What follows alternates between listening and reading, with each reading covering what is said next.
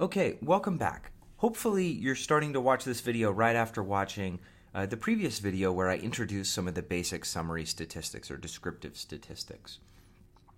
What I want to do today, or right now, is to begin to show you how to generate some of those statistics in Excel.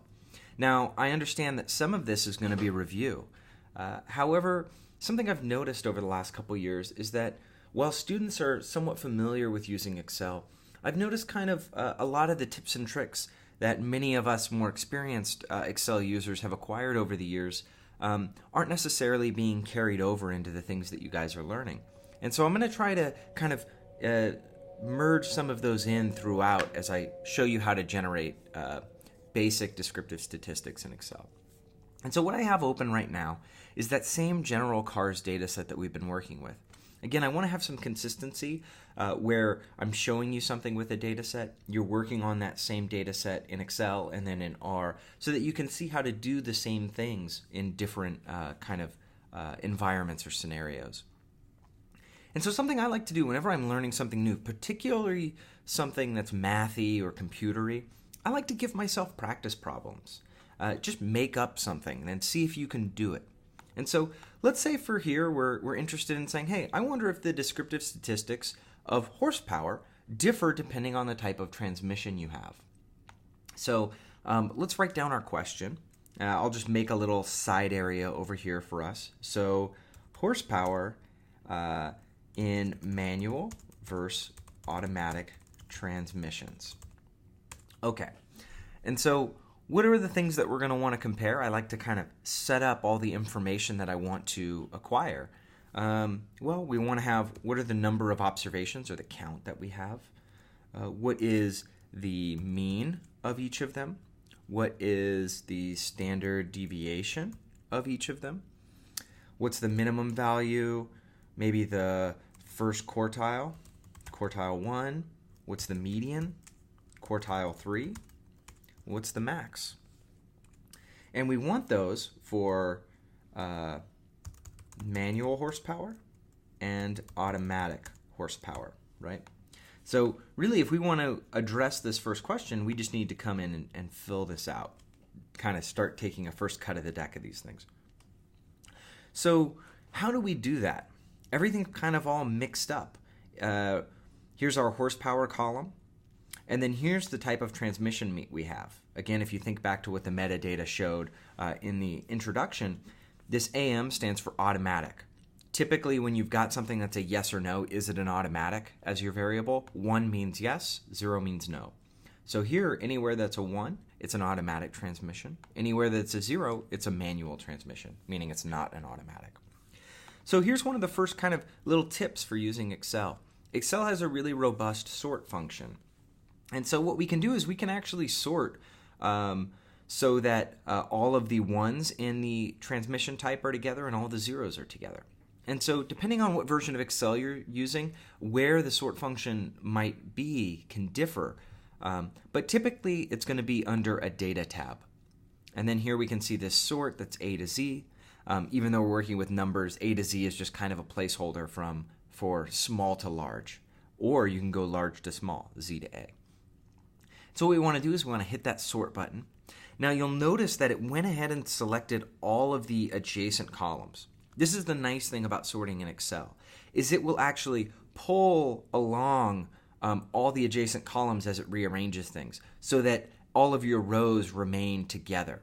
So that, for example, here we've got this Hornet 4 drive. If we move this transmission value up or down while sorting, well, this 19.44 is going to go with it. This 3.2 is going to go with it. So all of your rows kind of maintain their information relative to one another. Okay, so we're interested in sorting by transmission type. So all we have to do is select what column we want to sort by. Here is the AM for whether it's an automatic or manual transmission. And then we hit OK. Now, if you look here, all of the manuals are together and all of the automatics are together. Well, it's not necessary for right now. I want to show you one additional thing you can do with sort. This is, again, just a nice little tip. Let's say we really wanted to sort within each of one of these. Say we wanted to also sort by horsepower. Well, we can actually have it sort first by transmission type, small to large. And then we can add in a secondary sort that's going to sort within those larger sortings or groupings. And so we could say horsepower, we want sorted small to large as well. Now what this is going to do is it's going to sort by transmission type, and then within each transmission type it's going to order those rows so that the smallest horsepower is at top and the largest is at the bottom. And so let's hit OK and look at what this did. So here we go. All the manual transmissions are still together, but if we look at the horsepower for manual transmissions, well, it starts at 62 and gets bigger, bigger, bigger until you get to 245. Then when we get to the automatics, right here, oops, sorry about that. When we get to the automatics right here, it starts small again, that horsepower, and then gets bigger, bigger, bigger. So we've got this kind of secondary sort going on. And that can be useful depending on what you're trying to look at or do. So I just kind of wanted to show that to you. Okay, so let's get to actually filling in this table and answering our initial questions. So something I like to do is we don't need all this information, so I like to kind of break down and get rid of information that we don't need to keep things nice and simple. So let's go manual horsepower here. We're going to make a smaller data table just for analysis, and automatic horsepower. Oop, there we go.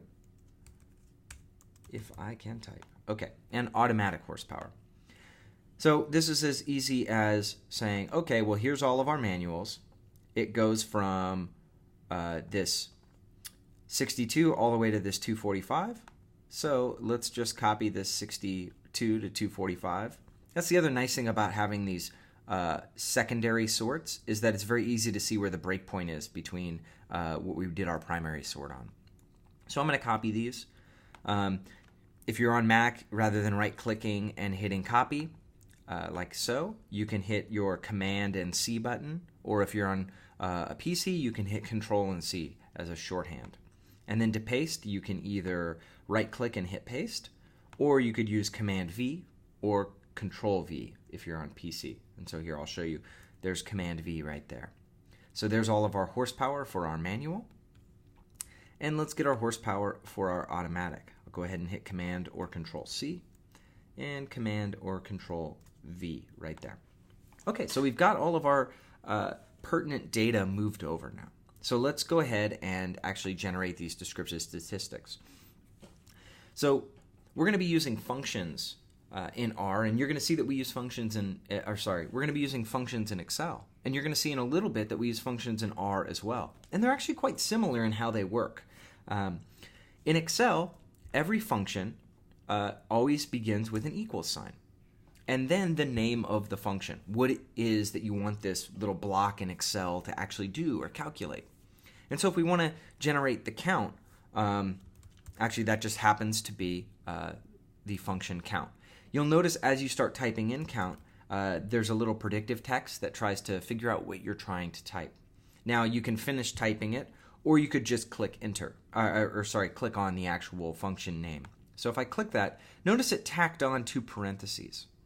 The format for functions in Excel is that it's always equals, then the function name, and then the parentheses where you give it the information for the function to operate on. And so here, Excel's giving you a little tip on what it expects within those parentheses, what the function count wants to see. It wants to see a bunch of values, and then it will tell you how many different values you had.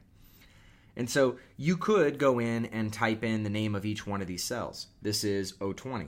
You could say 020 and 021, which is the next one. If you've ever played Battleship, that's the same concept in Excel. You give it the column number and the row number. And you could go all the way down the list. But Excel is a little more efficient than that.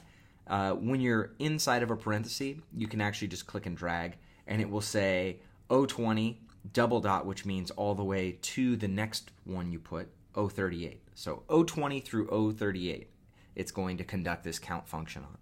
If we hit enter, it's going to say, hey, there's 19. Okay, so there's 19 different observations for manual horsepower. We can do the same thing for mean. In Excel, the function is not called mean, it's called average, which is less than ideal because there's more than one way to think about average, where mean is a little more specific, but you'll just have to kind of deal with that, unfortunately. So we're going to do the same thing. Typed in at equals average, opened up those parentheses, and then within the parentheses, we're going to highlight all the numbers that we want to average, and we hit enter. So our average is 160 horsepower. Remember that the mean is not everything. We also always want to have an idea about the variation within our data. And here we're going to be using standard deviation again. The function for standard deviation in Excel is equals stdev. And you're going to notice that two pop up. One is a .p and one is a .s. It's beyond the scope of this class for you to really understand the difference between the two of those. But in a nutshell, standard deviation .p stands for population. That means that you're conducting a standard deviation on the entire population that exists in the entire universe of something, whether it's all human heights or the thickness of bark on all of the cedars in the Pacific Northwest, whereas the .s stands for a sample, which is what we typically are dealing with in science.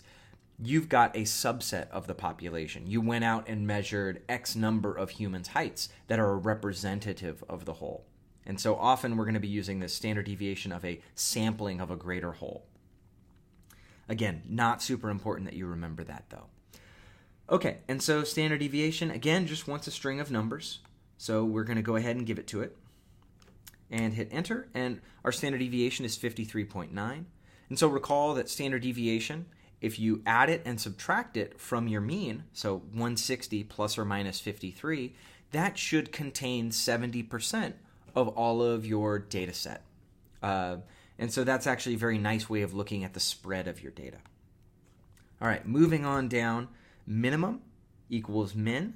We'll go ahead and click it. And our minimum value is 62.